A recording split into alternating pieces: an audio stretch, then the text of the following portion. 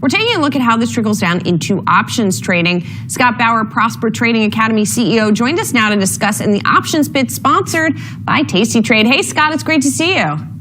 Julie, how are you? Thanks for having me. I'm doing well. I'm curious what tech positioning was looking like coming into this week, even before the DeepSeek blow up, right? What were you seeing in the options market in terms of how people were setting up for earnings?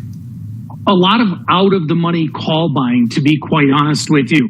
Far greater than on the downside. The option skew was absolutely to the upside. And what does that mean? That means optimism. So it means optimism. So let's say, for instance, right now, NVIDIA is trading 122 right now, basically. So if we were to look at equivalent strikes above and below 122, so let's just go $10. So the 132 call, 112 put. Going into this week, the call side was trading more expensively than the put side was. So the skew was to the upside, and like you just said, a lot of optimism. Scott, let's get some trades for viewers. One is QRVO, QRVO. I know you got a trade on that. Walk us through it. Absolutely. And, earnings were not that well received after a nice little run up in QRVO. And that's because they warned of potentially flat sales to its largest customer. Their largest customer is Apple. Apple accounts for about 50% of their entire revenue. But this is why I'm bullish, because in this whole, shakeout of what we've seen over the last couple of days or so, Apple has really been the shining star here. So I think there's a lot of optimism and a lot of upside still to Apple, which then to me is going to flow down to QRVO. So in QRVO, I'm going out to the March expiration and I'm buying the 90-95 call spread. I can do that for around $1.20, $1.25 or so. And if you look technically at the QRVO chart, there is a really nice big gap to fill up at around $100 from a few earnings ago. And I think that's where it's headed. Any sort of decent guidance by Apple should really send QRVO running.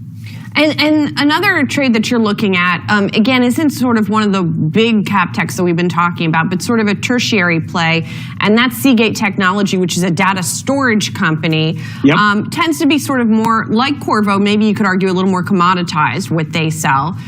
So what are you looking at with that one?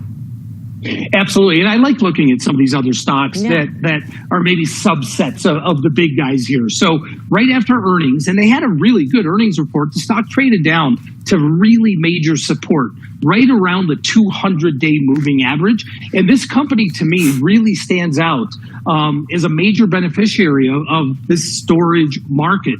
I mean, this is they're one of the go-tos. So their revenue was in line with estimates on earnings, and their earnings per share, they missed by a little bit, but their guidance was pretty decent. So what I'm looking for in Seagate STX is I'm buying the February 21st. So I'm only giving this one 3 weeks, 103, 108 call spread. It's $5 wide. Do that for $1.25. The reward to risk on that, and that's how I price out my trades, is really based on reward to risk, I think is tremendous. Scott, I want to circle back around quickly. Looking at these two and looking at maybe benefiting from some of the lesser known names, going back to the large names that we're about to hear from and talking about that optimistic skew, right, that's set up into them.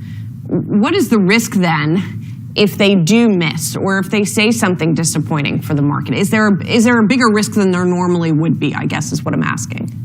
It all depends how someone, position themselves. If they just flat out bought calls because they were optimistic, well, if it's disappointing and the stocks go down, they can't lose more than what they paid for whatever the option was, whether it was $1, $1.50, $2, whatever it was. But what it's telling me is if there is disappointment in any of these stocks here, some of the people that are maybe caught on the long side here are going to be scrambling a little bit because, again, with that skew to the upside, there may be surprises coming in here. But, you have today, you have Tesla, Microsoft, and Meta So unless all three really, come out with the same sort of report, the same sort of guidance, whether that is all on the optimistic side or the pessimistic side, you could see a NASDAQ market based off of this that could be relatively unchanged.